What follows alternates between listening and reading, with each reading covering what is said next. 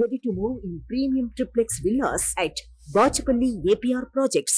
Telugu Desam party అధ్యక్షులు నారా చంద్రబాబు నాయుడు గారు మరొకరు ఈ రాష్ట్రానికి అన్ని విధాలుగా ముందుకు నడిపించడానికి సైనికుడిగా పనిచేస్తానన్న జనసేనాని పవన్ కళ్యాణ్ గారు వాళ్ళిద్దరితో పాటు వేదికను అలంకరించిన తెలుగుదేశం పార్టీ అతిరథ మహారథులకు జనసేన నాయకులకు మరి యొక్క బీసీ కార్యక్రమానికి రాష్ట్ర నలుమూలల నుంచి కూడా మీ మద్దతు తెలియజేయడానికి కథలు వచ్చినటువంటి మా సోదర సోదరిమణులు అందరికీ కూడా నా హృదయపూర్వకమైనటువంటి నమస్కారాలు తెలియజేసుకుంటున్నాను. బీసీల తాలూకా గొప్పతనం ఎంత చెప్పినా కూడా తరగనటువంటిది. ఈ భారతదేశంలో ప్రతిరోజు కూడా ఒక బీసీ సోదరుడు సోదరిమణి కష్టపడితేనే దేశం ముందుకు నడుస్తుందన్నటువంటి విషయం మన అందరం కూడా తెలుసుకోవాలి. బట్ట పరిశుభ్రం చేయాలన్నా బీసీ, జుట్టు సరి చేయాలన్నా బీసీ, గుడి తలుపులు తెరవాలన్నా బీసీ, బడిలో పాఠాలు చెప్పాలన్నా బీసీ, పొలం దున్నాలన్నా బీసీ, బలంతో బస్తా మోసే కలాసి బీసీ, అలాగే పంచభూతాలను సైతం వాళ్ళందరినీ కూడా ఉపయోగించుకొని వృత్తిని ముందుకు నడిపిస్తున్నటువంటి సోదర సోదరీమణులు మన బీసీలు. ఒక సముద్రం మీద ఆధారపడే మత్స్యకారులు కావచ్చు, అగ్గితో చెలగాటమాడే స్వర్ణకారులు కావచ్చు, ఇలా పంచభూతాలను సైతం శక్తిని అన్నింటినీ కూడా ఇనుమజింపేటటువంటి శక్తి కేవలం బీసీలకే ఉందనేది మనం తెలుసుకోవాలి. అటువంటి బీసీలు స్వాతంత్రం వచ్చిన తర్వాత ఎంతో మంది పల్లకలు మనం అందరం కూడా మోసాం. కానీ మొట్టమొదటిసారిగా పల్లకి ఎక్కే అవకాశం కల్పించిన ఏకైక నాయకుడు విశ్వవిఖ్యాత నట సార్వభౌముడు స్వర్గీయ నందమూరి తారక రామారావు గారిని తెలియజేసుకుంటున్నాను. 1982లో ఆంధ్రప్రదేశ్ రాష్ట్రంలో బీసీల తాలూకా పరిస్థితులు చూసుకొని ఎక్కడ ఏ కులం ఉందో తెలియదు, ఎక్కడ బీసీలు ఉంటున్నారో తెలియదు. అటువంటి వాళ్ళని వెతికి ఇటు అసెంబ్లీకి పార్లమెంట్ కి పంపించినటువంటి ఘనత మన తెలుగుదేశం పార్టీది అనేది గుర్తు చేస్తున్నాను. ఈ రోజు రామ్మోహన్ నాయుడు ఒక బీసీగా 2 పర్యాయాలు పార్లమెంట్ సభ్యుడిగా వెళ్ళాడనంటే దానికి మొట్టమొదట పునాది స్వర్గీయ కింజరాపు ఎర్రన్నాయుడు గారి దగ్గర పడింది. ఆ పునాదులు వేసినటువంటి మహానుభావుడు స్వర్గీయ నందమూరి తారక రామారావు గారు. ఇలా ఉమ్మడి ఆంధ్రప్రదేశ్ లో ప్రతి జిల్లాలో కూడా వెనుకబడినటువంటి తరగతుల్ని, మైనారిటీ సోదరుల్ని వాళ్ళందరికీ కూడా ముందుకు నడిపించే అవకాశం తెలుగుదేశం పార్టీ కల్పించింది.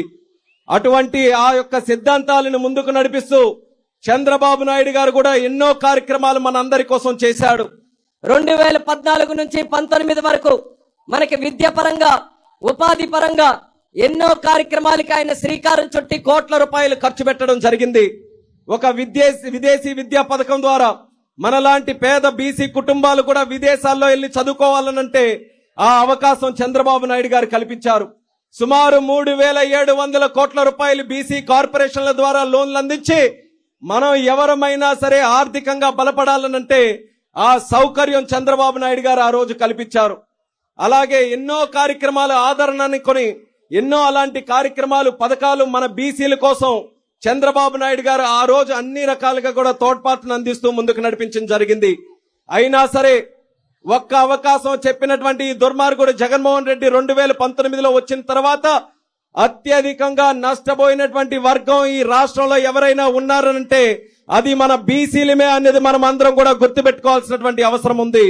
ఈ రోజు బీసీలకి ఏ విషయంలోనైనా న్యాయం జరుగుతుందా అనేది మనం అందరం కూడా ప్రశ్నించుకోవాలి.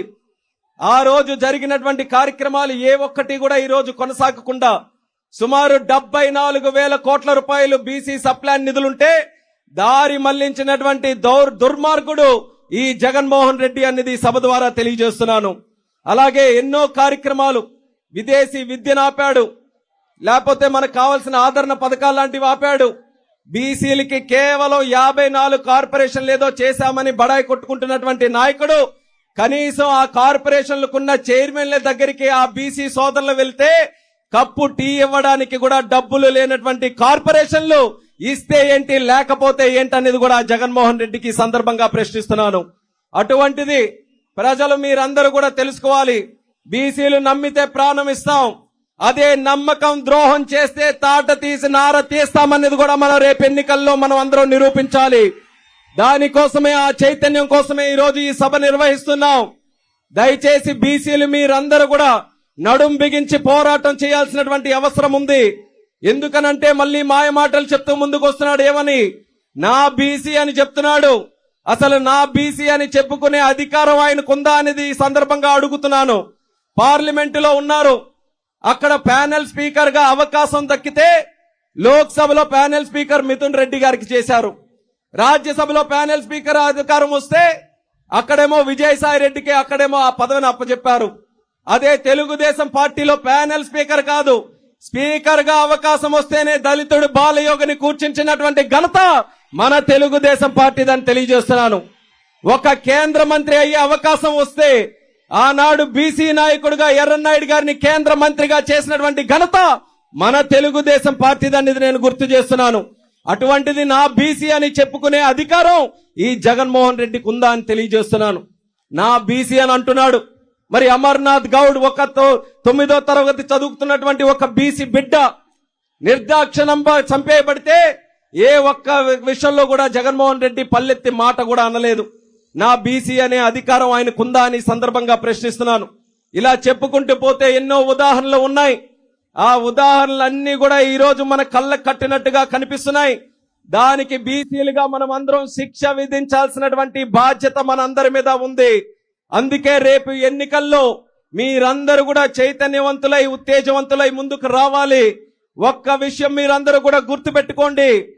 బీసీ ఆట తెలుగుదేశం, బీసీ పాట తెలుగుదేశం, బీసీ మాట తెలుగుదేశం, బీసీ బాట తెలుగుదేశం, బీసీ ఆశ తెలుగుదేశం, బీసీ ఆశయం తెలుగుదేశం, బీసీ జెండా Telugu Desam, BC agenda Telugu Desam, BC ప్రాణం తెలుగుదేశం అన్నది రాబోతున్నటువంటి ఎన్నికల్లో మనం అందరం కూడా నిరూపించి తెలుగుదేశం జనసేన పార్టీ కూటమి ఏదైతే ఉందో బీసీలుగా మనం అందరం శిక్ష విధించాల్సినటువంటి బాధ్యత మనందరి మీద ఉంది. అందుకే రేపు ఎన్నికల్లో మీరందరూ కూడా చైతన్యవంతులై ఉత్తేజవంతులై ముందుకు రావాలి. ఒక్క విషయం మీరందరూ కూడా గుర్తుపెట్టుకోండి. బీసీ ఆట తెలుగుదేశం, బీసీ పాట తెలుగుదేశం, బీసీ మాట తెలుగుదేశం, బీసీ బాట తెలుగుదేశం, బీసీ ఆశ తెలుగుదేశం, బీసీ ఆశయం తెలుగుదేశం, బీసీ జెండా Telugu Desam, BC agenda Telugu Desam, BC ప్రాణం తెలుగుదేశం అన్నది రాబోతున్నటువంటి ఎన్నికల్లో మనం అందరం కూడా నిరూపించి తెలుగుదేశం జనసేన పార్టీ కూటమి ఏదైతే ఉందో అఖండమైనటువంటి మెజారిటీతో వచ్చే ఎన్నికల్లో గెలిపించమని మళ్ళీ ఈ సందర్భంగా మీ అందరికీ కూడా తెలియజేసుకుంటూ రాష్ట్ర నలుమూలల నుంచి విచ్చేసినటువంటి వారందరికీ కూడా మరొక్కసారి పాదాభివందనాలు తెలియజేసుకుంటూ సెలవు తీసుకుంటున్నాను. జై తెలుగు.